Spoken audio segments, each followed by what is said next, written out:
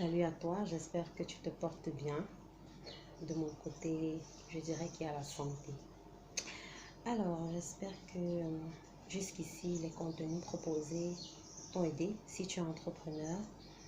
Et si tu ne l'es pas, j'espère qu'également tu as été édifié parce que dans le cadre de notre travail, de nos activités, dans tout ce qu'on a à faire, on doit appliquer les techniques de vente. Que ça concerne les services, que ça concerne même un travail de back-office. On doit appliquer un peu de technique de vente. Si je reprends le cas d'un comptable, il fait ses étapes, il doit les présenter à la hiérarchie, il doit peut-être justifier un certain nombre d'éléments, peut-être des dépenses ou des lignes qui n'apparaissent pas. Il faudrait qu'il puisse identifier dans le comité de direction qui est prêt à l'écouter, qui est-ce qu'il peut facilement convaincre. Et il doit savoir quels sont les éléments sur lesquels il doit s'appuyer pour les convaincre. Il doit déterminer de quoi est-ce que les managers ont besoin. Parce que dans un rapport, lorsque vous devez présenter au comité de direction, vous n'allez pas lire tout le rapport devant le comité. Vous allez donner les éléments essentiels qui les aident à la prise de décision. Donc, pour dire que quel que soit votre poste, vous avez besoin de savoir comment convaincre. Vous avez besoin de savoir qu'est-ce qui est important lorsque vous voulez obtenir quelque chose de quelqu'un. Donc, c'est dans cet ordre de choses que, entrepreneur ou pas, vous pouvez être édifié et ces éléments peuvent vous servir pour ce que vous avez à faire plus tard. Mais là n'est pas le sujet. Aujourd'hui, je voulais vous parler de 5 étapes essentielles dans votre processus de vente. Si je prends le cas des personnes qui ont des grosses entreprises à rencontrer, à prospecter, je dirais que vous devez identifier dans ces entreprises-là qui sont vos champions. Qu'est-ce que j'entends par champion? Ce sont les personnes qui participent à la décision, qui peuvent avoir un impact sur l'acceptation ou pas de votre offre. Quand vous les avez identifiés, vous devez les étudier, les analyser au mieux de ce que vous pouvez. Quelquefois, il y a des éléments sur le net, sur leur profil professionnel qui peuvent vous aider déjà dans ces démarches-là. Certains connaissent sûrement le réseau LinkedIn, qui est un réseau professionnel assez sérieux où vous pouvez rencontrer une pléthore de personnes. Vous pouvez regarder le profil de quelqu'un, voir les éléments sur lesquels il interagit et savoir quels sont ses centres d'intérêt. À partir de là, vous avez une idée de comment aborder la personne et vous devez également chercher à déterminer comment entrer en contact avec cette personne. Quand vous entrez en contact avec cette personne, vous cherchez à obtenir un rendez-vous. Soyez très vigilant, soyez très prudent dans votre démarche. Ce n'est pas parce que vous pensez que votre produit est important que vous estimez qu'il doit vous accorder 1 heure de son temps. Non. Ce à quoi vous avez pensé, d'autres y ont pensé. Donc, ça veut dire que la concurrence, elle est rude. Vous ne devez pas vous baser uniquement sur votre environnement, sur la vision que vous avez pour définir ce qui est bon pour eux ou pas. Lorsque vous arrivez à entrer en contact avec eux ou avec leur assistant de direction ou bien leur subalterne et que vous passez par ces personnes-là pour les rencontrer, tâchez d'être bref, d'être concis, d'être précis. Vous pouvez demander par exemple, vous voulez 20 minutes de leur temps. Et donc vous préparez votre offre, votre argumentaire, vous préparez votre speech de façon à ce que en 5 minutes, vous avez présenté l'essentiel. Le reste du temps, vous l'écoutez, vous connaissez ses besoins, vous prenez des notes et à partir de là, vous allez synthétiser ce qu'il y a à faire pour la suite du processus. Donc, comme je dis, tantôt, vous identifiez vos champions dans l'entreprise. Ça peut être le directeur technique, selon le produit que vous voulez vendre. Ça peut être le directeur marketing, ça peut être le directeur d'exploitation. Donc, en fonction du produit ou du service que vous proposez, vous savez qui en interne peut participer à la décision, peut avoir une influence sur la décision de traiter avec vous ou pas. En deuxième lieu, vous devez les étudier, vraiment les analyser pour obtenir un rendez-vous. Lorsque vous avez obtenu un rendez-vous, faites en sorte d'être bref. Si vous êtes trop long, ils ne vont rien retenir. Ils ont beaucoup de choses à faire et il y a la concurrence. Quand vous arrivez dans une entreprise, forcément, il y a déjà des gens qui traitent avec eux. Donc, en troisième lieu, vous devez déterminer à combien est-ce que vos concurrents vendent ce service chez eux.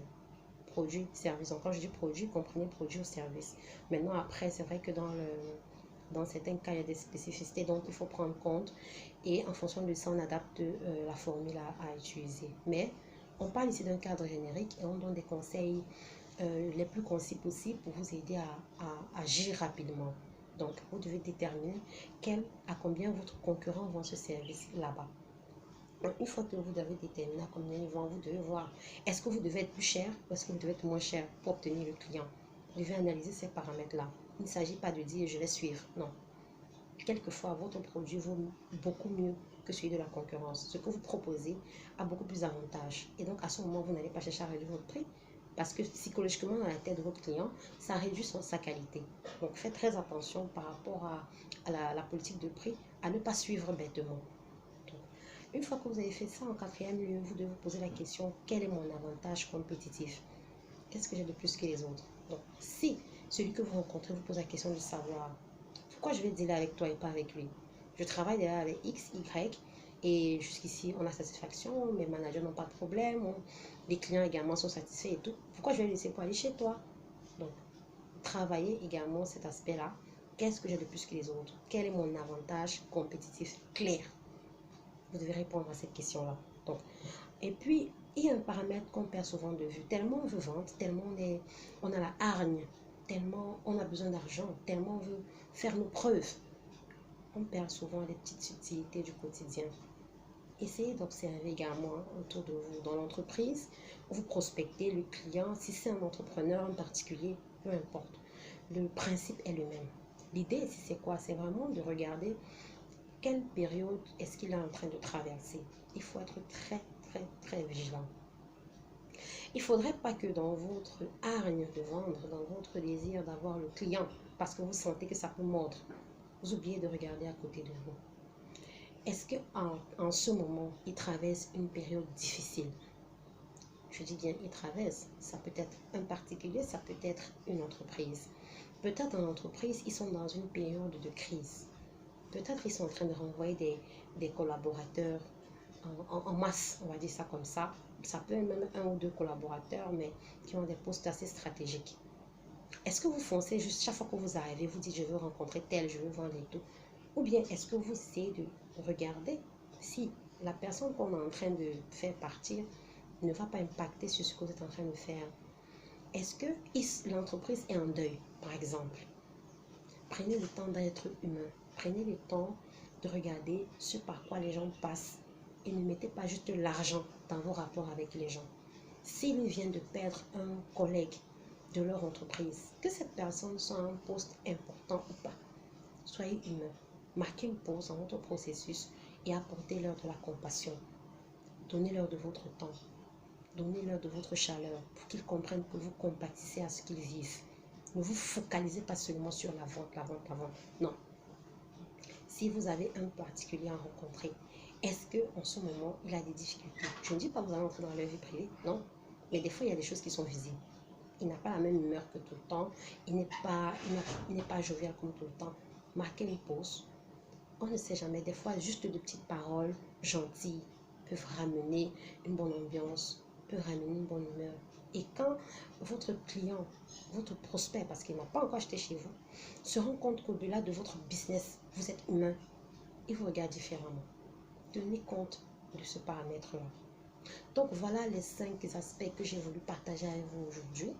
Et sachez que si vous avez besoin d'une consultation en privé, vous pouvez m'écrire. Il y a mon mail dans la bio, dans les commentaires. Ceux qui veulent, je peux le remettre. Donc à ce niveau-là, il n'y a pas de souci. Donc il y a d'autres vidéos sur la chaîne. Et si vous avez d'autres questions, n'hésitez surtout pas à les mentionner en commentaire ou en message privé. Je me ferai un plaisir de prendre le temps de vous répondre. Alors merci de m'avoir accordé de votre temps, de votre énergie et de votre attention. Si le contenu vous parle, merci de partager, de vous abonner, de liker en commentaire et de me dire ce que vous en pensez. C'était Yolande pour te rendre efficace et surtout plus pertinent.